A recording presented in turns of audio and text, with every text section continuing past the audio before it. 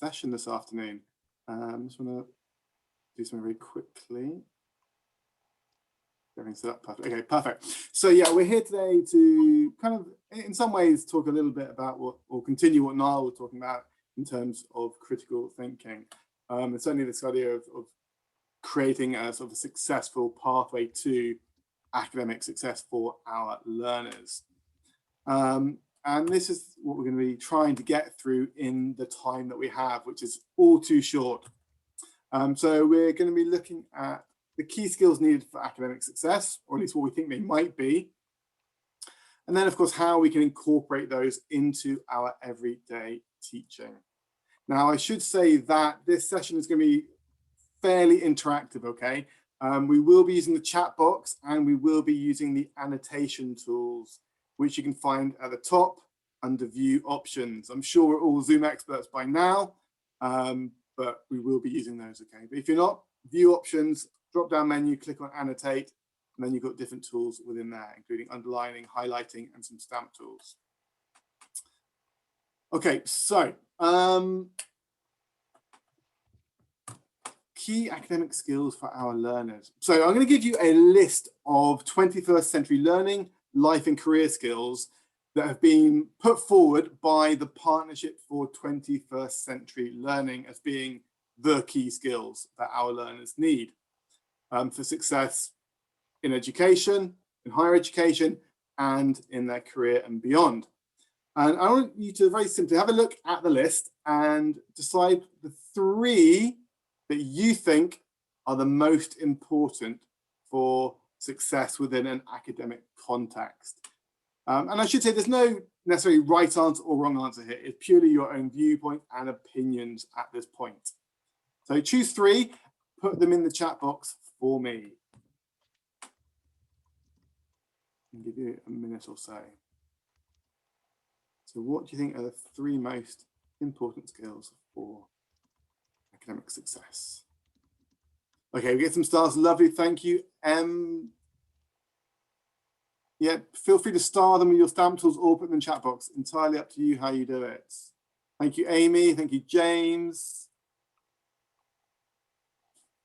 A bit of a mix so far. Kate says flexibility. Nicola's on critical thinking. Kate's on creative thinking. A few up there for initiative, self-direction. Thank you, Andrew. Keep them coming. Okay, those in the chat box. Productivity, accountability, critical thinking, communication, critical thinking, flexibility, creative thinking, productivity. So there's a bit of a mix here, really, which is kind of good to see. And obviously, if I were doing this live with you in the real world, I'd be putting you into little groups and pairs and getting you to explain your answers and try to kind of rationalize and organize them into an agreed top 3. But unfortunately, we don't have the time for that today. Of course, I could put you in breakout rooms to do it, but yeah, it would take far too long because we have far too many differing opinions. But just looking at that, I would say that I think critical thinking is up there, probably the top one, followed maybe by creative thinking, that idea of initiative, self-direction. Certainly that's coming through in the chat box. Now, I said there wasn't a right answer to this, and I don't think there necessarily is, but research might dictate otherwise. So in a recent study by 21st Century Partnership for 21st Century Learning, they identified critical thinking was the most important skill needed for academic success. And we might argue rightly or wrongly about that. But what I would say from a personal perspective and from my own experiences is that it is a skill that students need a lot of help and a lot of support with when they come to the UK, when they come to an academic environment in the UK, because culturally maybe it isn't something that is encouraged or necessarily practiced from in the countries where they come from. So just kind of get a poll on that. Again, using your annotation tools. In general, would you say that your students have an appropriate level and appropriate ability of critical thinking for university study when they arrive? So either click in the yes box or in the no box, using whatever you want, stamps, ticks, boxes, however you want to do it.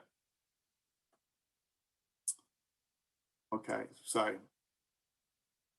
I think we have our answer, right? No, they are not ready. They're not prepared. Certainly, they're not prepared and ready to do it in English. But I think, you know, we have that unique position whereby we can, of course, develop our students' language skills, as well as developing those 21st century skills, specifically that of critical thinking, because it is a super, super important skill. In fact, I found a really nice quote from Uni Learning. Critical thinking is a desirable skill in all aspects of university work, because this is what will allow your knowledge and skill to develop and evolve. It's necessary in your reading, note making, assignment writing, tutorial presentations, and for those students whose studies involve a practical component. So it's important. They need it in all aspects of their work. And it might be that it's implicit, it might be that it's explicit in one form or another.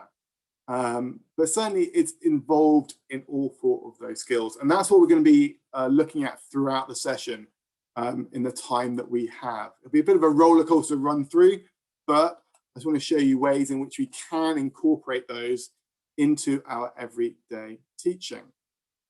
But before we get to that, I have another question for you, to keep you involved, to keep you engaged.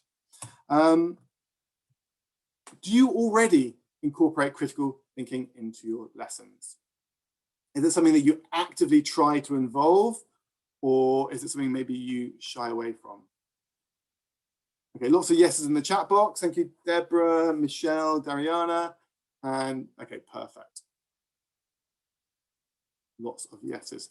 And that's great. And I think it's supported by the fact that many course books now, certainly within the academic series, incorporate it explicitly. It's no longer kind of hidden. It's there front and center alongside the other skills of reading, writing, listening, and speaking. But what exactly is critical thinking? Yes, we're incorporating it, but what does it actually involve? Because, you know, there are so many different definitions. There are so many kind of subcategories that we might consider. But actually, it's like, well, where do we start? How can we actually start incorporating critical thinking into our classes in ways in which maybe our students don't realize they're doing it, but we're still developing it? So exactly, Em, I think you're right. Students think critically, but they don't realize their thinking has value in the university context. So maybe it's more of a case of just pulling it out of them a little bit more, making it more explicit. Because we do lots of activities, which, you know, the activity we did at the start with the trying to pick the top 3, that's critical thinking. It's analyzing, it's evaluating, it's making a decision. And we do that all the time in our English language classes.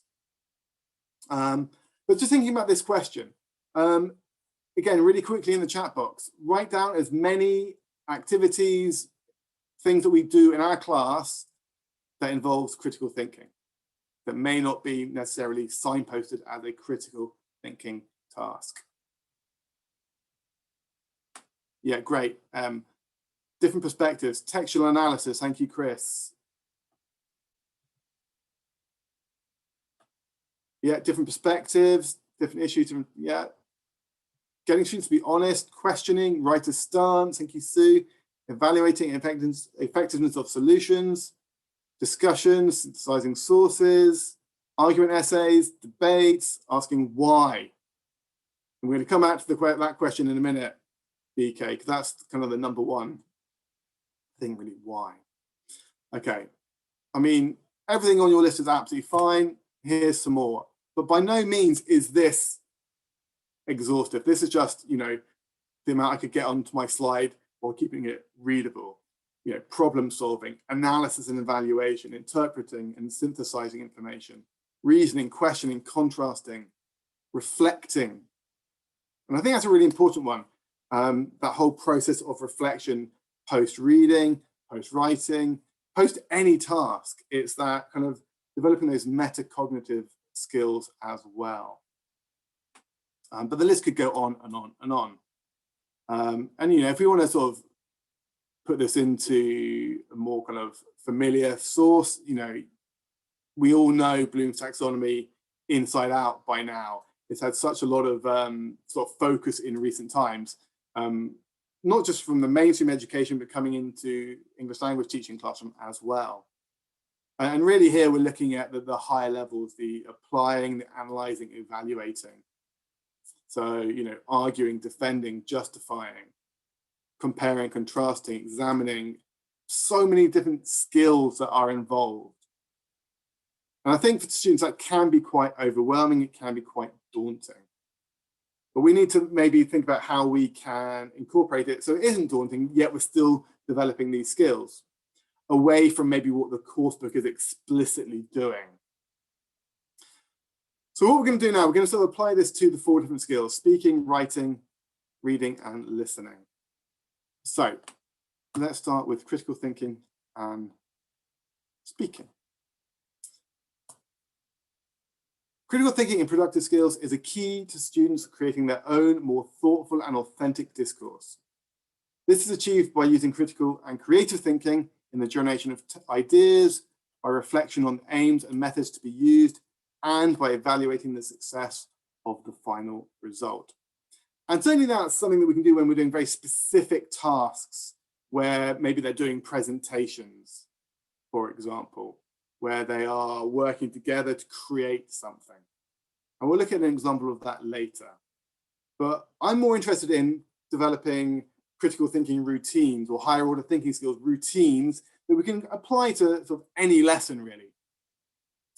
And the first of those is something called the 3 whys. Not the 3 wise men, but the 3 whys. And this is a routine for nurturing a disposition to discern the significance of a situation, of a topic, or of an issue, while keeping personal, local, and global connections in mind. Okay, so it's all about making connections, seeing why something is relevant to me and the world beyond me. And it's great to do at the beginning of a unit of work, or with specific reading activities or listening activities. So what are the 3 whys? So first of all, number 1, why might this topic, why might this theme, question matter to me? What is the connection? So they have to reflect about that. Well, I picked an easy one here, right? The changing planet. I think it's fairly obvious why it should matter to me. But actually, some people may not see that immediate connection. Oh, it's happening elsewhere. It doesn't really impact me on a day-to-day basis. But actually, on deeper reflection, when you think more critically about it, then actually, well, it does actually impact me. It does matter to me on these different reasons, on these different levels. The second why is why it might matter to people around me. So my family, my friends, my city, my nation, my country. What impact does it have specifically for that area of society? And then third one, why might it matter to the world? And again, this is a fairly obvious one to do, but it's just moving from a more personal to a more impersonal theme and what those connections might be. And like I say, that can be applied to any theme, topic, in pretty much any course book. A similar kind of thinking routine is something called see, think, me, we. But this is kind of more uses images more as a springboard for this kind of deeper level of thinking. But it starts at a sort of lower order thinking skills. So in terms of what can I see? Look closely at the photo. What do you notice? So the routine we can see straight away is inviting learners to make personal connections about or to a theme, to a photograph. We then move slightly away. What thoughts do you have about that photo? So we're still kind of at lower order thinking skills. We're not thinking too deeply just yet. You know, what do you think about the photos? A nice photo, why, etc. Then we get onto those higher order thinking skills.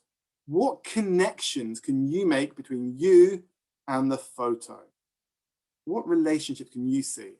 How does it maybe reflect you? So let's do this one quickly in the chat box. What connections can you make between yourselves and the photograph? And I should say that, this activity works really well with, specific types of photos that do get you thinking that there's something below the surface than just, oh, it's a nice photo.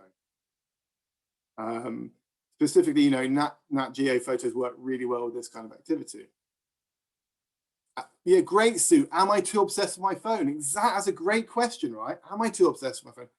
Well, that's a really great question. Okay, yeah, Melanie, glued to the phone. What repercussions does this have, or what does this say about me?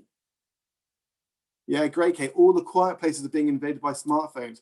What are the impact on smartphones on our lives, on my life? Samantha, great. Do I live in the moment enough? Exactly. So something saying thinking a little bit more deeply, not wanting to miss out. Yeah, FOMO. Is that what the C looks like? Thank you, M1064. Okay, so we then move from the me to the we. How might the photo be connected to bigger stories about the world, about our place within it? And I think, something like this photo, it's got really strong message to it. It tells us so much about where we are right now, in that we are obsessed with our phones, that we're not noticing what's going on around us, right? And it might get us to consider the role that mobile phones have in our lives, right? So a nice simple thinking routine that we can and do with great photos to support it. Another kind of critical thinking routine is just called question starts. And this is really a routine to get students to create their own thought-provoking questions. We said earlier, critical thinking is about asking questions, but sometimes students need help with that. And the idea of this routine is to give them practice developing good questions that provoke thinking, that provoke inquiry into a topic. And as part of that, it helps students brainstorm lots of different kinds of questions about a topic, not just the normal basic ones that they normally have. And so the purpose of asking deep and interesting questions is to get at the complexity, get at the depth of a topic. So again, scratching below the surface. And so when we brainstorm varied questions about a topic, it's to get the breadth and multi-dimensionality of a topic. So for example, we're providing them with sentence or question stems. Why? An obvious one. What are the reasons? What if? What would change if? Suppose that. How would something be different if? Suppose that twice. So just looking at the theme here, this idea of green living. What questions would you ask about that theme, that topic, using those question starts? Put your ideas in the chat box for me. Think critically. We might say, well, what are the reasons that we're in this situation, that we have to live in a green way? What if there was no litter? Exactly, Sue. What would change if we stopped using plastic? Thank you, Samantha. What would happen if we all started green or living in a green way?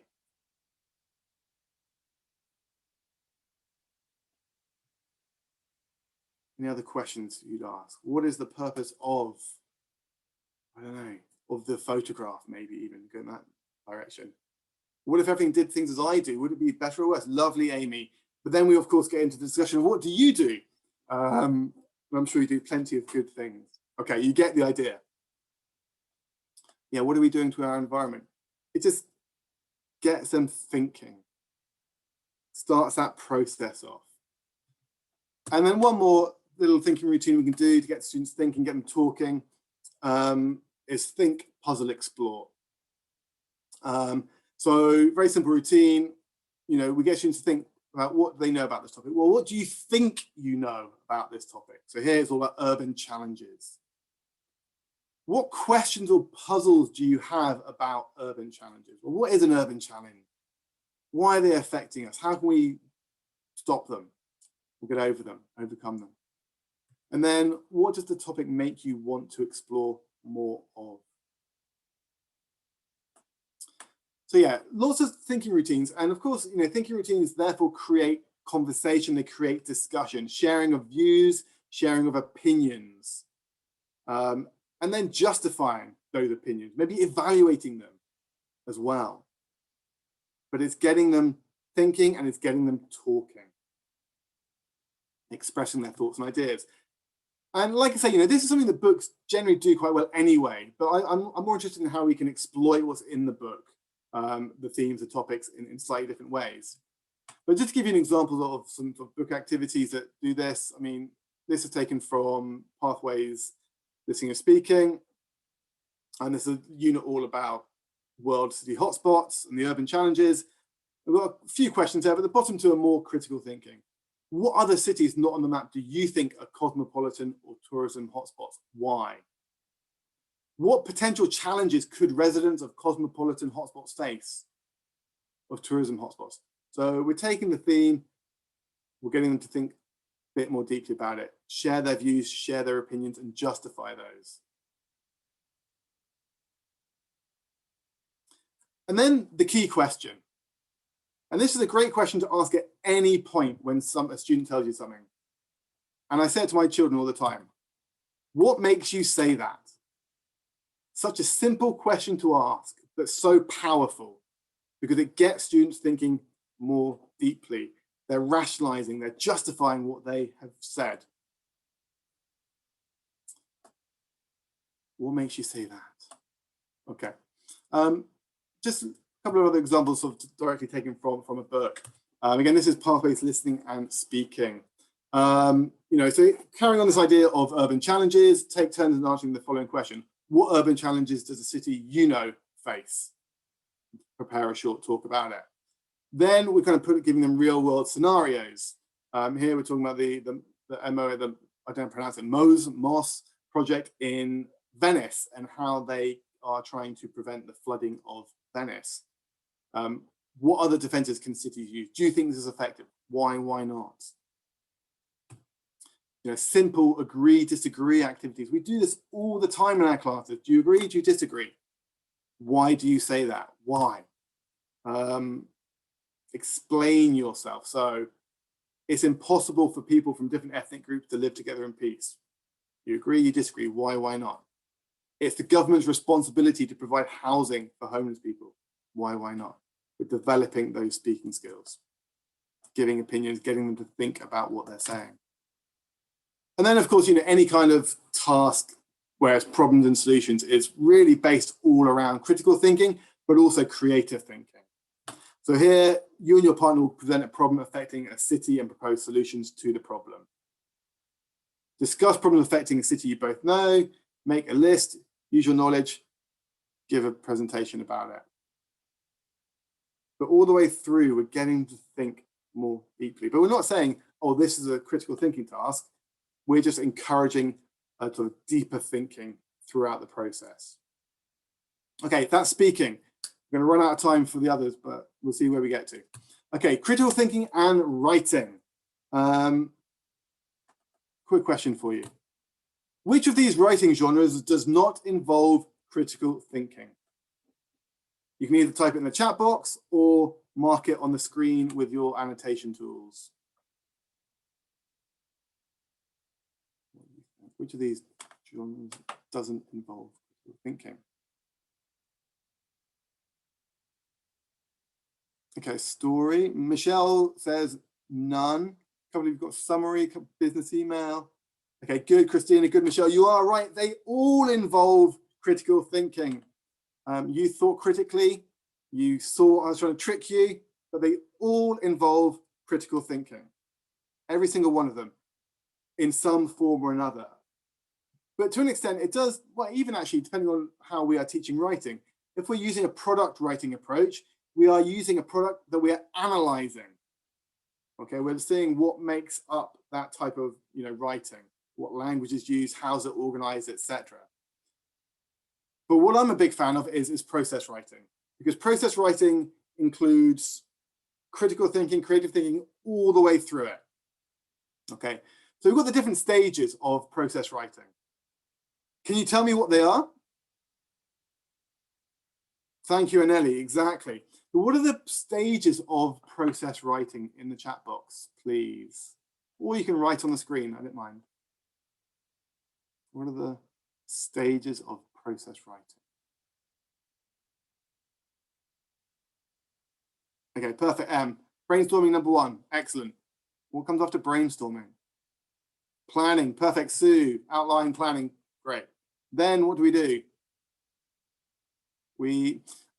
Before we edit, we do our first draft, we write it. Thank you, Cal. We then, of course, revise and edit it. Thank you, Carla. And then we have our final publishing of it. And just to kind of show you where these kind of involve the critical and creative thinking. Brainstorming was coming up with ideas, is creative thinking. But then we might be narrowing down those ideas, thinking they're good or bad ideas. So there's also critical thinking involved as well.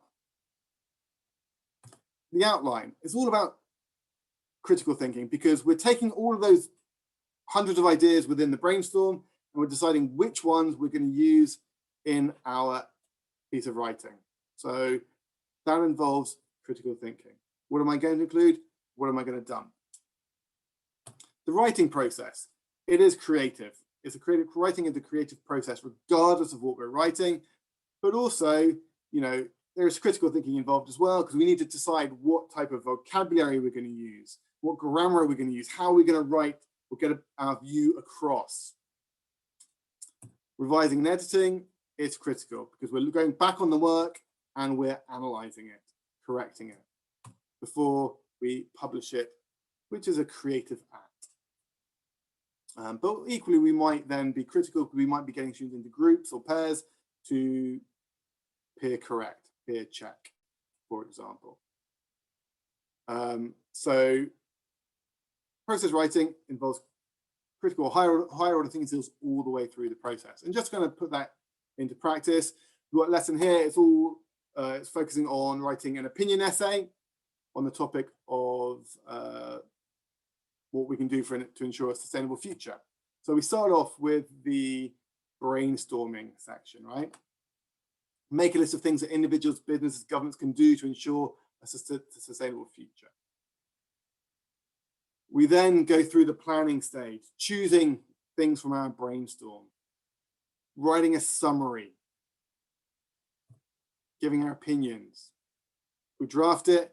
We then revise our essay using guided questions.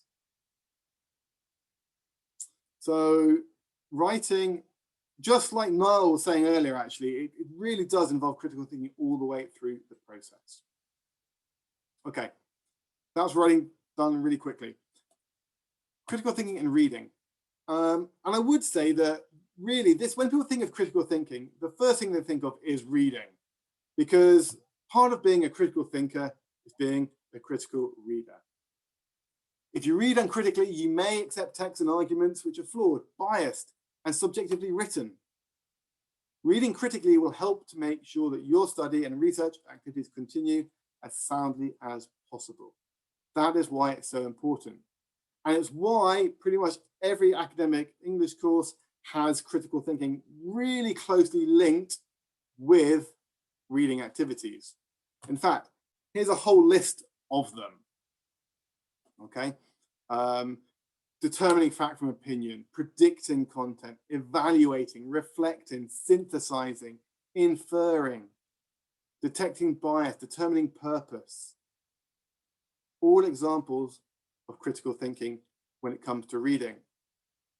All except one. So which one of these does not involve critical thinking? And this is not a trick question this time. There is one that I would say does not involve critical thinking. You may disagree, but I think there's one that does not involve critical thinking. Please check it, mark it, stamp it on the screen, or let me know in the chat box.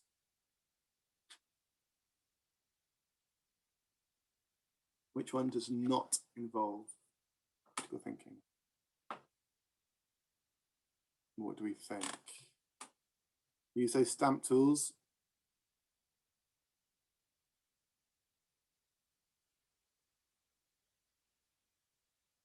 Okay, there's not a trick question this time. Okay, identifying key information. I would say that does, because I think you need to kind of decide what is important, what is key, and what isn't key. So kind of sorting the wheat from the chaff in that respect. Any other suggestions? Nicola says identifying opinion or tone. I think absolutely that does involve critical thinking, because it involves kind of reading between the lines rather than just reading the information. Predicting content. As part of the process, I'd say predicting is critical thinking, from titles, subtitles, photos with the text. Someone down here is at Kate, answering exam questions. Kate, I would agree with you. I think most exam questions are asking for very specific information. They're not necessarily asking you to read critically. You know, whether that's with an IELTS, true, false, not given, gap fill type task. They're not really critical thinking. It's showing understanding, showing comprehension, which is different to critical thinking and those higher order thinking skills. It's showing understanding. But, you know, we can agree to disagree if needs be. That's fine, as long as we are justifying our answers. Okay, so let's put that into sort of context of a typical lesson from a course book. And like I say, course books are very good at doing this. So here, you know, we have a predicting task. Look at the title, the subheadings. What do you think it's all about? What is the main idea of the reading passage? So we're kind of determining what the main focus is. Clear the drawings quickly. You know, critical thinking, inferring meaning of particular words, but it could also be in reading between the lines, inferring what they actually really mean. And here is justifying opinion, reflecting. Would you prefer to live in Singapore or Mexico? But like I say, you know, coursebooks are very good at doing that kind of activity. I'm more interested in, again, seeing what I can add to that to make it maybe less kind of pressurized for the students, let's say. So I'm a big fan of using KWL charts, which, you know, traditionally are used more with young learners, but I think they can be really effective with older students as well, in terms of getting them to think more deeply about what they're going to be reading or learning about, connecting to their existing knowledge. Yeah, I apologize for my timing. I'm going to be slightly over, I'm afraid. But I think there's a break after me, so it shouldn't be too much of an issue. What do I already know about the topic for the K? W, what do I want to know? So I'm kind of generating my own questions. Well, I want to know, what is the recipe for happiness? How do they determine a recipe for happiness? What do you want to know about the recipe for happiness? Just in the chat box really quickly. Thank you, Ricardo. That's fine. I've got 5 minutes or so. So quickly in the chat box, what do you want to know about the recipe for happiness? What would you like to get from this text? Questions. And this is a bit like the Think, Puzzle, Explore routine we saw earlier. More about the puzzle. What questions do you have? Don't want you to read it, but what do you want to know? What do you want to know about happiness? You know, maybe you want to know, is there a recipe? What is that recipe? How can I be happy? However, okay, good. So how is everybody different? Exactly. What is the question actually asking? How can we, lovely Em, how can we define happiness in the first instance? So straight away, we're questioning, we're puzzling about the topic. Positive thinking, potentially.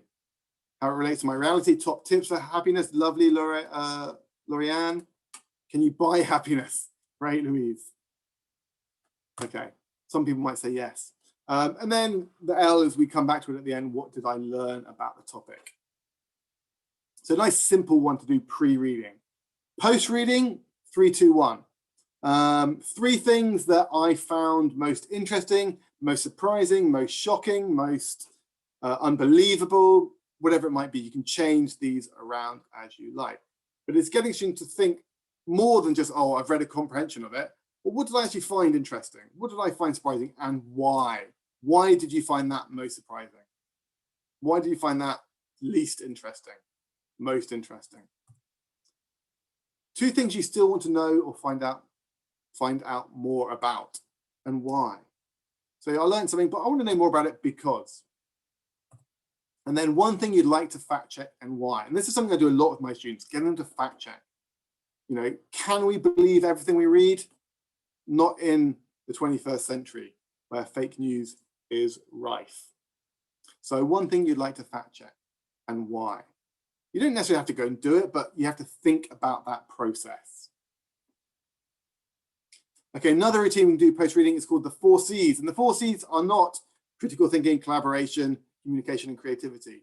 They are slightly different when it comes to reading. But what this routine does, it provides learners with a structure for a text-based discussion built around making connections, asking questions, identifying key ideas, but also considering application. So, number 1 is connections. What connections can you draw between the text and your own life or other learning? Challenge. What ideas, what positions or assumptions do you want to challenge or argue with in the text? Because just because it's written in black and white does not mean you have to agree with it. Concepts. What key concepts or ideas do you think are important and worth holding on to from the text? And why? And then changes. What changes in attitudes, thinking, or action are suggested by the text, either for you or for others? So again, this routine, it gets them thinking more deeply about what they have read, not just comprehension, a deeper understanding. In other words, aiding critical thinking. And then the final task I'd say with a reading activity is a real simple one called I used to think, now I think. And of course, the purpose of this routine is to get them to reflect on their thinking about a topic or an issue and to explore how and why that thinking has actually changed. And it can be really useful in consolidating new learning as students identify their new understanding, opinions, and beliefs.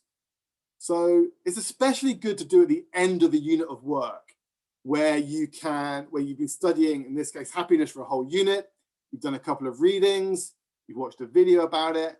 Well, how's that changed my view on happiness? What did I used to think? What do I think now? Or it could be done with specific readings. But really what we're trying to do here is to get students to question. As the comedian George Carlin points out, don't just teach your students to read, teach them to question what they read. Teach them to question everything. That's all we need to do. Why? Okay, last little bit, 2 minutes on critical thinking and listening. And I would say that this is the one that teachers find most difficult to do because it's maybe less tangible. But what is critical thinking and listening? I could ask you that question. We don't have time. Critical thinking occurs when you still want to understand what the other person is saying, but you also have some reason or responsibility to evaluate what is being said to you and how it is being said to you. So, different kinds of critical thinking tasks we could do. Listening for inferences, listening for purpose, tone, attitude, and then some similar to reading, fact and opinion, reasons and explanations, asking questions while listening. I just want to do a quick example of listening for sort of attitude inference, okay? So, yeah, all about attitude. So we're going to listen to 4 people. And I want you to tell me their attitude from what they are saying. Maybe not from what they're saying, but how they are saying it. So we're kind of inferring from maybe what they're saying, but the way they're saying it. So we've got 4 different definitions or attitudes, let's say. Confident, surprised, thoughtful, uncertain. So we can listen to the first one. 1. Well, I can't say that's always true, but to some extent, yes. Ooh. 2. Okay, how did that first person feel? What was that attitude, do you think? Confident, surprised, thoughtful, uncertain. What do we think in the chat box? Annie says thoughtful. Sue says thoughtful as well. What else? Any other suggestions? Uncertain says Kay Platt. Dariana says uncertain. I would agree. I would say that that person is uncertain. Let's continue listening. Don't take this the wrong way, but isn't that obvious? Nobody likes getting bumped after all. Okay, number 2. How's he? What's his attitude? Yeah, he's confident. Good stuff. Well done. Okay, number 3. 3. Huh. It makes sense that stores would do that, I guess, but I hadn't ever considered it before. Okay, well, how's he feeling? Yeah, he is thoughtful. Correct. C. He's thoughtful. And therefore, the last one by default has to be 4. Check just in case. So you're saying that stores are trying to alter how we behave in order to encourage us to spend more? Okay, and he, of course, is surprised. But, you know, this comes naturally to us as native speakers or proficient levels of proficient speakers, because we can hear, we can detect it. To our students, they find that really, really tough because all they're doing is listening for meaning, listening for understanding. They're not listening for tone or attitude or any kind of inferencing going on. Therefore, it is a skill we have to develop. And it's one which is focused on really strongly throughout the Pathways listening and speaking courses as well. And here's another example about inferences. You know, listen to 3 excerpts from the lecture. What can we infer from what she has said? Because it's not always black and white what people are saying. And another example, we won't do it, but this one's all about understanding a speaker's purpose. Listen to the excerpts, choose the correct answer. Why does he say this? Why does she say this? What is the reason for it? She said it, but why? So we're thinking more deeply about those aspects. Okay, just sum up really, really quickly. We need to develop our students' academic readiness by integrating critical thinking tasks into the traditional 4 skills of reading, writing, listening, and speaking, alongside those other 21st century skills of collaboration, creativity, and communication. I'm going to leave you with a quote by Albert Einstein, who said this. He said, "Education is not about learning the facts, but training the brain to think." And I think, you know, from Albert Einstein, these are wise words that we should heed as much as we can do. Yes, we're teaching English. Yes, we're developing those traditional skills, but we also have to train them to think for themselves. And we cannot assume that they come ready, prepared to be able to do that. So take some time later on in the day to reflect on what we've gone through today. What 3 things could you do to incorporate more critical thinking, more higher order thinking skills into your everyday teaching? I apologize. I think I'm bang on